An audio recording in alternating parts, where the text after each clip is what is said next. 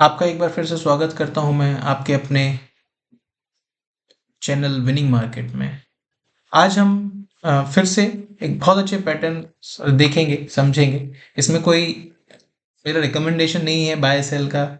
इसमें सिर्फ हम पैटर्न्स को ऑब्जर्व कर रहे हैं और अकॉर्डिंगली हम ये देख रहे हैं कि ऐसे पैटर्न्स जो कि काम में आते हैं, जो कि हमको कॉन्फिडेंस देते हैं कि अगर हम बाय कर रहे हैं या सेल कर रहे हैं तो हम किस बेसिस पे कर रहे हैं। एटलीस्ट हमें एक रीज़न रहता है। एक रैंडम ट्रेडिंग की वजह हम एक सिस्टमेटिक ट्रेडिंग में जाते हैं। सिस्टमेटिक डजंट मीन कि हम सिर्फ सिस्टम को ही एक एक सिस्टम ही है तो डिस्क्रीट ट्रेडिंग ही, लेकिन हमें एक सिस्टम समझ में आता है कि कैसे पैटर्न्स अच्छे होते हैं, कैसे पैटर्न्स अच्छे चलते हैं, कैसे नहीं चलते हैं।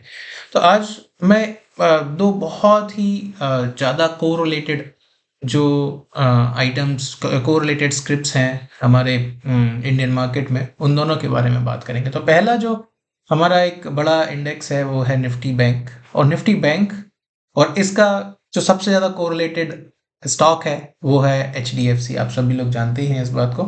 तो आज हम ये दोनों को देखेंगे कि इन दोनों में कितनी सिमिलरिटी दिख रही है। तो ये एक डेली चार्ट है फॉर निफ्टी बैंक। तो यहाँ पर आप देखिए कि ये यहाँ पर एक गैप अप होने के बाद अच्छा कंसोलिडेशन दे रहा है।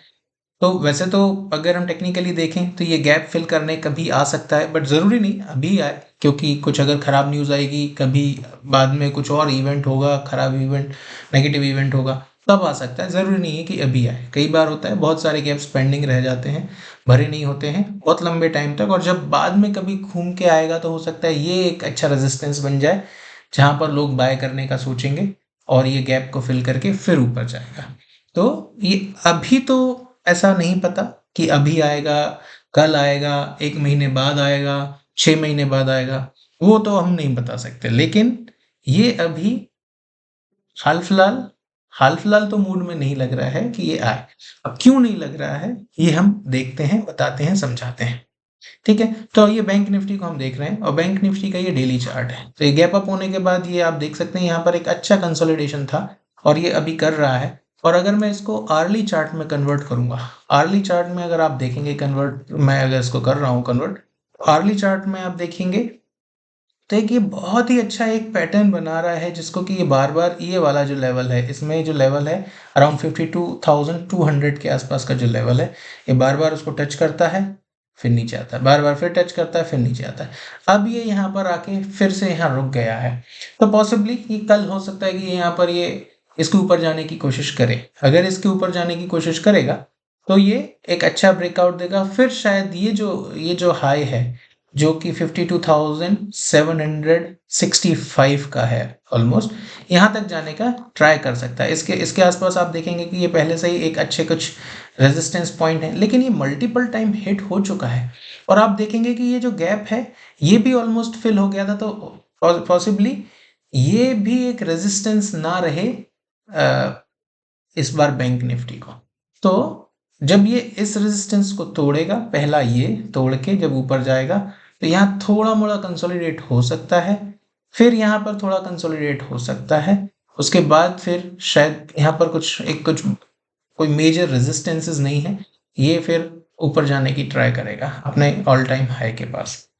तो ये बैंक निफ्टी का व्यू है। अब इससे रिलेटेड जो मोस्ट कोरिलेटेड इससे स्टॉक है वो है एचडीएफसी बैंक का। अब एचडीएफसी बैंक का हम चार्ट देखते हैं। एचडीएफसी बैंक का चार्ट देखिए वहाँ। एचडीएफसी बैंक के चार्ट में भी आप देखेंगे कि वेरी वेरी सिमिलर चार्ट। देखिए ये आर्ली चार्ट है और आर्ली चार्ट में मैं यहाँ पर एक बढ़िया सा एक रेजिस्टेंस बना था, ये देखिए। और अगर मैं इसको दोनों को साथ में दिखाऊं आपको, ये निफ्टी बैंक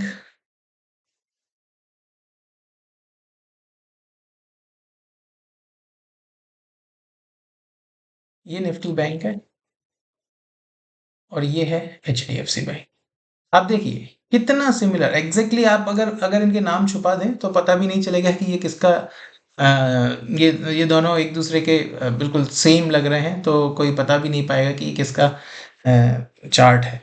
लेकिन आप देखिए ये दोनों के दोनों इस लेवल पे हैं जहाँ से ये अगर एचडीएफसी ब्रेकआउट करता है तो वो बैंक निफ्टी को ऊपर लेके जाएगा। अगर बैंक निफ्टी दूसरे अपने कंपोनेंट्स के अगर कारण अगर ऊपर ब्रेकआउट करता है तो वो एचडीएफसी को भी ऊपर लेके जाएगा। काफ़ी अच्छा हमें इसमें व्यू दिख रहा है। तो ये एक पैटर्न्स हैं, ये आप ये देखिए पैटर्न्स हैं ये गैप अप होने के बाद यहाँ पर कंसोलिडेट कर रहे हैं और रेजिस्टेंस के पास में ही बार बार बार बार पहुंच के वहां वेट कर रहे हैं। तो पॉसिबली जब ऐसे कुछ होते हैं तो इसमें ये चांसेस होते हैं कि अब वो अगर कुछ बाइंग आई तो उसको ब्रेक करके ऊपर की तरफ चला जाए, उसको ब्रेकआउट कर दे और फिर अच्छा खासा जो है रैली दे। तो इस तरीके के पैटर्न्स को आपको ढूंढना चाहिए। ये काफ़ी अच्छे पैटर्न्स हैं जिनको आप सोच समझ के अच्छे से अपने एनालिसिस के साथ ट्रेड कर सकते हैं। और भी चीज़ें इसमें ऐड कर सकते हैं, कोई लोग आरएसआई ऐड कर लेते हैं, कोई लोग मूविंग एवरेज ऐड करते हैं, 50, 21, 100, 200, बहुत सारी चीज़ें हैं जिसके साथ वो कर सकते हैं। बट ये प्योर टेक्निकल आप पैटर्न समझने की कोशिश कीजिए कि ये प्योर टेक्निकल ये प्राइस एक्शन है कि ये यहाँ से बार बार इस लेवल पे आके अटक रहा है 1808-10 के आसपास यहाँ पर जाके अटक रहा है। अगर ये इस लेवल को तोड़ने की कोशिश करता है तो ये दोनों बैंक निफ्टी और एचडीएफसी बैंक ये इस पैटर्न के हिसाब से शायद ये बहुत ऊपर तक जा सकते हैं। तो एक अच्छा पैटर्न है, आप इस पैटर्न को सीखिए। मैं अपने वीडियोस और मैं और भी पैटर्न्स ऐसे बताता रहूँगा, समझाता रहूँगा जिससे कि आपकी लर्निंग फास्ट हो सके। So thanks a lot guys and I hope that you are liking these videos. Please like and subscribe these videos so that I get motivated around working hard to find such patterns and आपको मैं बता सकूं कि ये इस तरीके से हम अपनी ट्रेडिंग को अच्छा कर सकते हैं। सो थैंक्स अ लॉट गाइस, मिलते हैं अगले वीडियो में।